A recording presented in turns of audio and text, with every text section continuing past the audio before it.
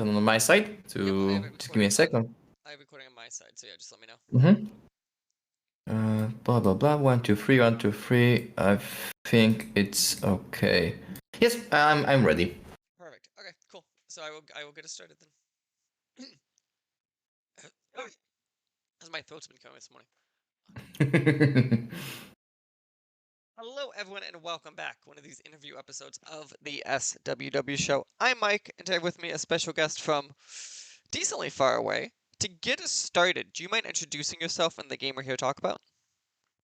Yes, sure. Hi, everybody. I'm super happy to be here. My name is Łukasz Kostka, but you can call me simply Lucas. I'm from Poland, and I'm the head of PR and marketing at Polished Games.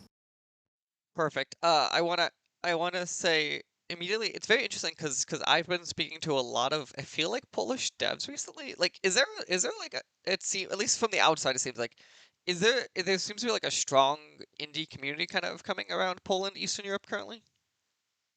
Yes, yes, it is. It's like I don't know if I'm correct right now with the exact number, but I think that we have like 400, 500 studios, gaming studios in Poland. So it's quite a lot, quite a lot.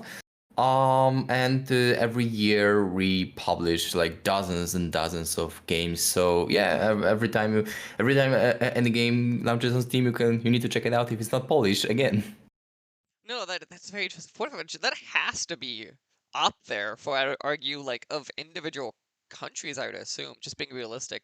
Um, But no, that's very interesting. Obviously, Poland's one of those countries that like legitimately I've always been very intrigued by. Of like, especially it seems like it's a very strong economic rise in the last 30 years. So it's always exciting to kind of see new spots. But as you said, you are, and I apologize, I should have caught that. You said Polish games. That's a good one. On the name, Oh yeah. do you mind kind of talking about kind of the history of the studio, kind of, and kind of how you ended up there? I mean, I'm kind of fresh in the Polish games because I joined the team in October 2023. The studio itself is quite old, you can say, because it was established in 2014. You know, it was created by the guy named Krzysztof Dadeło. I know it may be a difficult name to pronounce, but yeah, he's the founder of Polish Games and our game director. He established the studio because he wanted to make an RPG title, and during the few years, he and a small group of pretty much nerds wanted to make a game. They created the title Realms of Magic. Realms of Magic it was the first Polish games title. It was released in full launch because it was first in early access, and after that it was released in full launch in 2022. And after that, they decided that hey, we worked so long on one title, it was warmly received, people like it, but we kind of need to create some, you know, how to say it, create a company out of it, because before that it was just a group of nerds working on the game. And in the last couple of months we are in the process of creating the full-fledged gaming company out of it, indie game company, but still something with strong structures. And I joined the team, like I said, in October last year to help to do it, because when I joined them in October it was like 3 people there in the core or something like that. And right now when we speak it's June 2024, and I can tell you that there are already 11 people in the core, and I'm not even talking about outsource and people working in administration, stuff like that. So this process of creating the crew, expanding the studio is on, and well, it's great to be a part of this adventure. And after Realms of Magic, we already launched our second title just a few days ago, Be My Horde. Wow. No, that there's a lot to kind of unpack there. So I've got to ask immediately. So as you said, you guys started with Realms of Magic. It seemed like it was a decent sized success based on the obvious growth of your team. Are you guys all self-funding, or is there some like money deals in the background to kind of help you guys kind of obviously expand massively compared to where you guys were? We have an investor, you know. No, totally makes sense. So yeah, so as we said, you guys just released Be My Horde into early access when we're talking literally just a few days ago. Yes, About a week. exactly. I would even say sorry for disturbing you if I'm looking up at the calendar correctly. We are recording this episode exactly 1 week after releasing Be My Heart, so very lately. Yeah, no, that sounds great. So immediately I'm curious, kind of how was the reaction to Be My Horde when it came out? And did it kind of hit the reaction you guys were expecting? Wow, I mean, that day was amazing and the exception was great. It was like to understand why we are so happy about Be My Heart is important is to tell you why we make this game in the first place. Because when we started to hire more people and building this crew, we decided that hey, we cannot start working on another big, furious, long project right now. We kind of need to do something smaller, do something simpler, more simple. Sorry, I'm not English native speaker, so if I make sometimes stupid mistakes, so sorry No, about it. no, you sound great, don't you worry. So something smaller, and that's why we came up with Be My Horde. This is the project that we create solely to learn about making games, learn how to work with each other, how to cement this group of people who are doing games, and we don't have big I don't know. We don't want to sell it in millions of copies. That's not pretty much the point. We just wanted to make a game, learn something out of it, and then go to the next project. And I remember that on the very beginning, Be My Heart was a very small and simple game.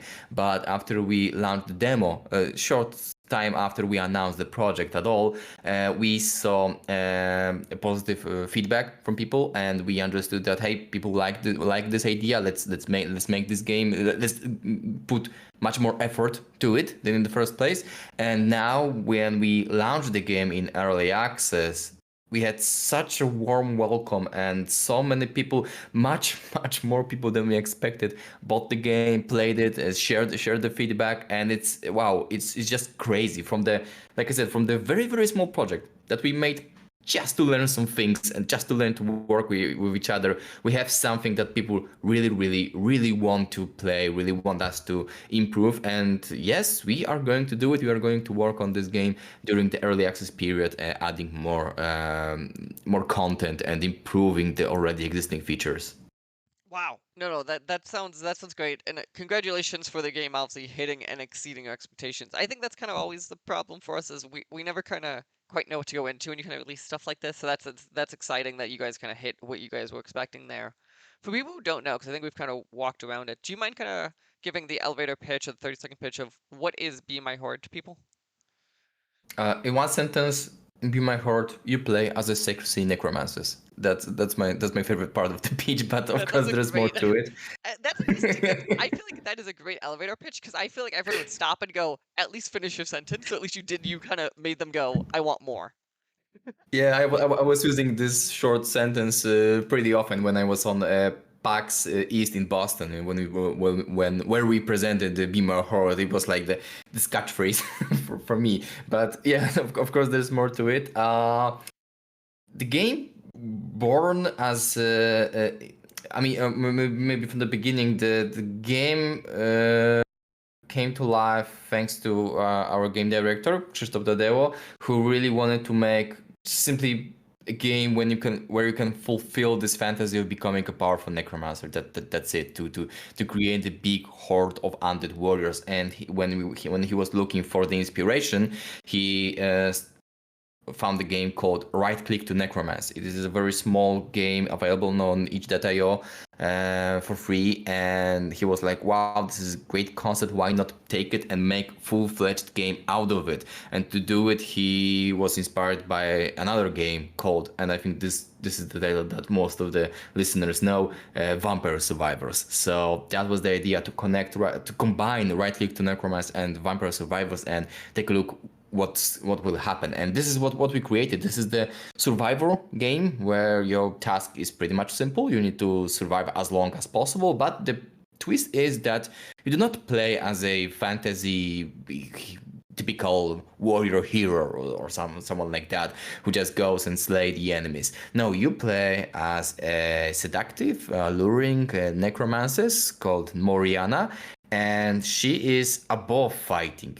She's a very elegant lady, and she won't get her hands dirty fighting the enemies. And so that's why she has her minions, peasants, warriors, knights, whatever is living, she can kill it and resurrect it, adding to her constantly growing malevolent horde of zombies, pretty much. So that was this thing that really interested us as a team, that hey, let's make this game where you do not fight, your minions are doing it for you. And the cool thing is that in Be My Horde you can resurrect each fallen enemy. So if you see something living in the game, you can kill it and you can resurrect it and add it to your horde. And we made a few months ago, we made some prototypes of it, and it was like, oh my god, that's very addictive.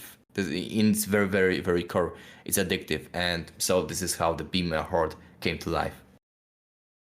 Wow, no, that is entirely great. So I feel like, as we said, Vampire Survivors, I feel like it's the one that's more familiar. Do you mind kind of digging into a bit more of this other game you were mentioning, and kind of how you kind of took features from it to kind of create this new formula?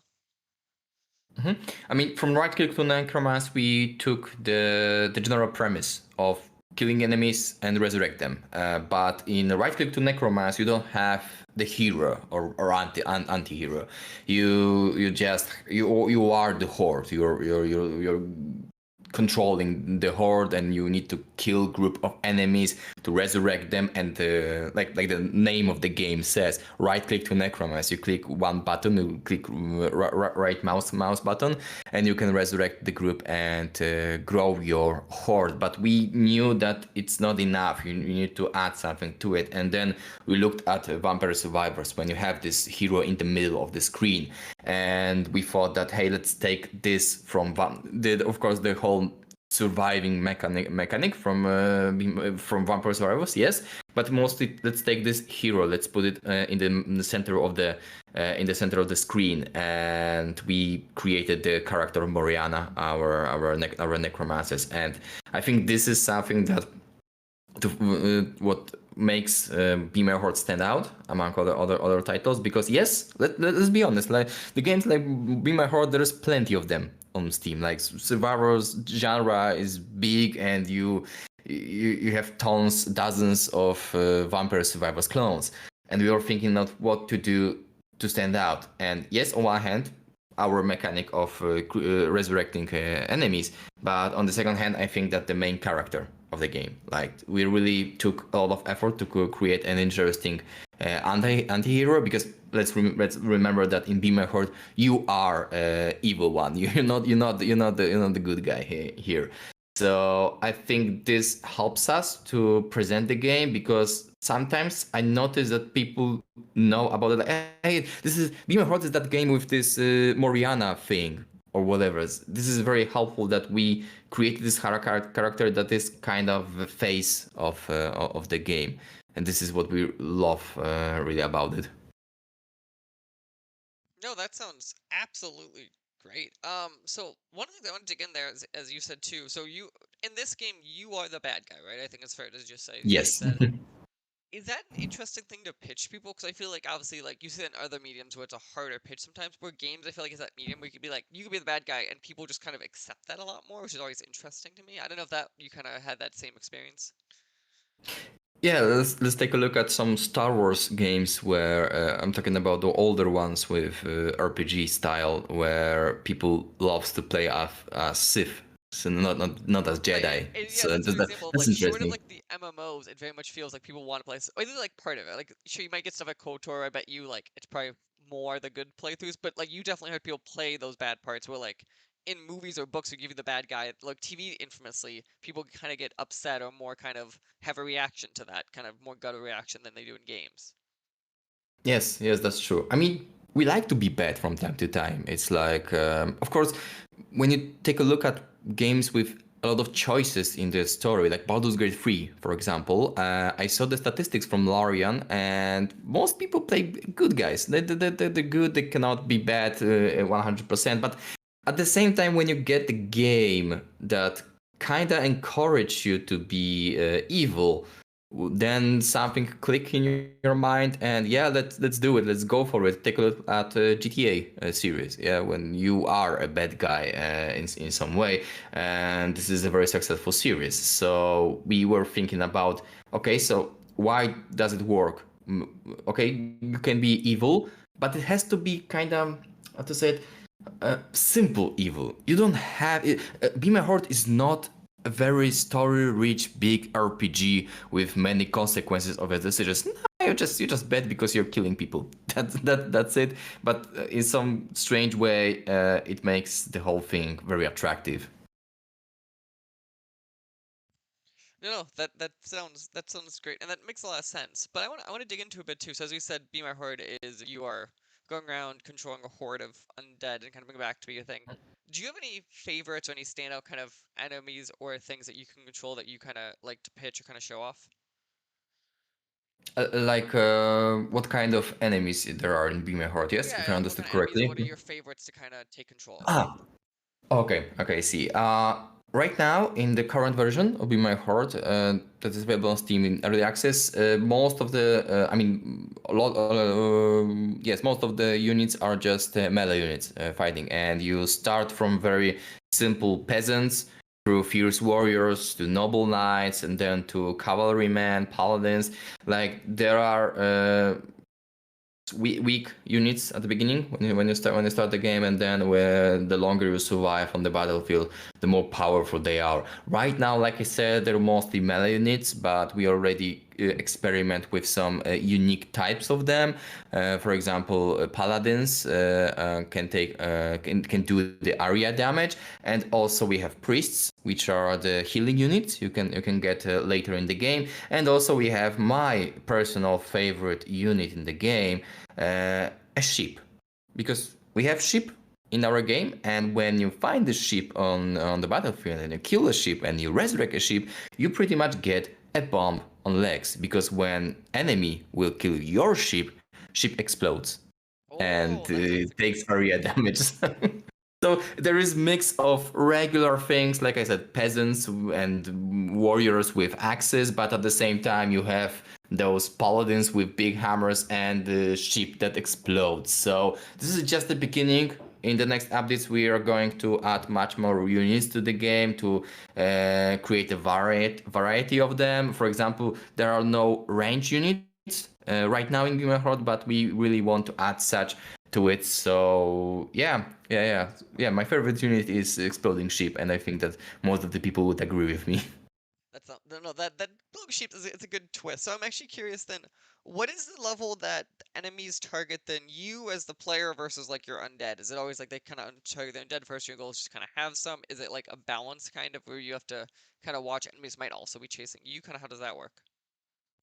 Uh, the Be My Horde is kind of a game of choice. You need to pick your battles, because when you start the game, it's easy to throw yourself at a bigger army than you are, and that's not a good idea, because you cannot resurrect fast enough to replenish your army. So you need to start from smaller groups and pick your battles, but from time to time, most of the enemies are just wandering around the level, but from time to time, there comes the wave of enemies, different kinds, that really push to kill you, Moriana, and you need to run away from them or try to circulate them, for example, to take more damage.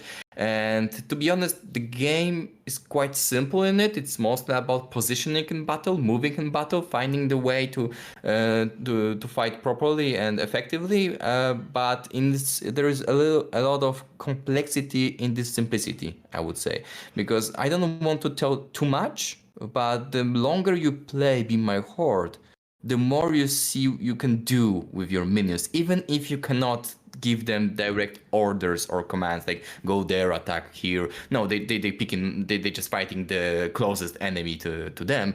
But like I said, without telling too much, when you play it, you will find out that yes, there is a little bit of tactics in the game as well, not just action, not just moving. So I just leaving it for players to discover it themselves. Yeah. No, that sounds absolutely great. So as we're kind of talking, I'm curious, what would you kind of say is the, I would say content count, but like kind of what does it look like kind of in early access, and then what can people kind of, from what you guys have announced, kind of expect, say 6 months or a year from now, kind of the game kind of looking like? Is it just going to be like more content and it's kind of feature-y complete? Do you expect more things come down the pipeline? What does that look like? Mhm. I can definitely say that because I don't want to tell too much, or as well. Let's keep some surprises for players.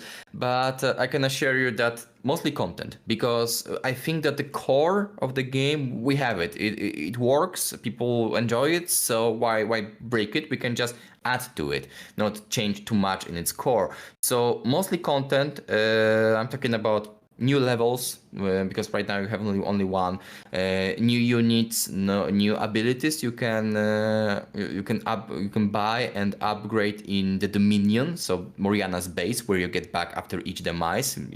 You're being killed, and you get back to your base, and you can spend harvested souls to create strange malevolent structures that gives you some new abilities, some more abilities, more something we called in the game scrolls of fate. This is the core feature that we need to really improve and work on it more.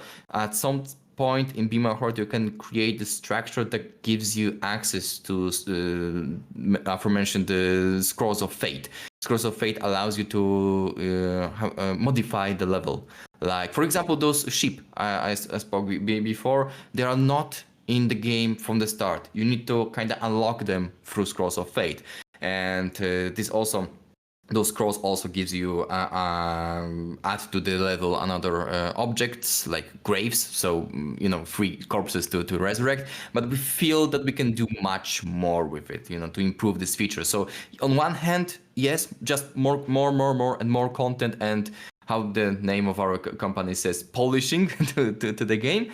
But at the same time, we know that there are some features in the game that we can improve and make more fun for the full launch. And what we are going to do in the next 6-9 months or something like that, it really depends on the players. Right now, like I said, we are 1 week after the launch, so we are still in the process of gathering the feedback, gathering suggestions, and we really want to make this game together with players. So even I can't say how this game will look like in those 9 months or something like that. I don't know, because it really depends on players and what they will say, what feedback they will give us to upcoming updates, etc., etc. But that makes this journey very exciting, because even we don't know exactly what will happen. Only one thing we are sure is that this is not going to be long early access. We don't want to, I don't know, stick in this early access like 3 years or something. No, nothing like that. We are thinking about even hard to say, but 9, maybe 12 months. But I don't think so. I think it will be even sooner. But it really depends on players. No, no, that makes perfect sense. So as we have been talking again, the game is Be My Horde. You are currently available right now for sale that ends July 2nd, but otherwise you are for $4.99 USD or whatever it says in your local currencies. You guys are Polish games. This is your second game out on Steam. I've got to ask the other question. I know you went there, but kind of from talking to the team of people who were there, I'm assuming, does this game feel more stressful people or less stressful since they've kind of been through this process, at least as like some core unit before? Like in a like when you play, do you feel more stressful or less stressful? That's the question, yeah. No, I mean like kind of the team, like launching this, kind of going into it. Oh, Did they feel more or less kind of, because obviously they've been through it before, but I wonder if they kind of had more expectations of oh, themselves, oh. or kind of they felt a little bit like we've done this process. I see. I think it depends on who you will ask, because, like for example, I'm the marketing guy, so I was very stressful before the release, because of course I want to do my job and let as much people as possible to hear about it and play it. But when we launched it and I saw that yes, people like it and people are playing in it, it's okay. Then it kind of I felt less stressful. It's like, oh, it's okay. This is a good game. I know what to do. I have there are streams, there are reviews. Like, well, cool. I did my job. But I noticed that some some developers started to stress more, maybe because hey, now we need to make it even better. Like we did our job, but we get the feedback. Now we need to create another updates. But at the same time, it's a good kind of stress, you know, because yes, we were all nervous before the release. What will happen? Will people like it? Will people like Moriana? Will people accuse us to being just another Vampire Survivors clones? Yes, we had a lot of concerns before it, but I think that the launch showed us that we are going in a good direction. We love our job, simply put it, and thanks to this warm receive from the players, I think that we all are less stressed about it, and we just want to enjoy this trip, creating next updates and just listening to the people. So yes, if you would ask me that question, if you would ask me if I'm stressed like 2 weeks ago or something like that, I would answer yes, very very. I cannot sleep. It's I can only think about the launch. But now when I have it have it behind me, it's much better. What doesn't of course mean that we're going to rest. No. There's still a lot of work ahead of us to make this game as good as possible. No, that sounds absolutely great. Again, I want to say thank you for talking to me today, and best of luck as you guys roll through early access with what's starting what sounds like a great opening. So best of luck as you guys continue planning your updates. Okay, thank you so much. It is great to speak with you about it, and yeah, it's just a lot of fun.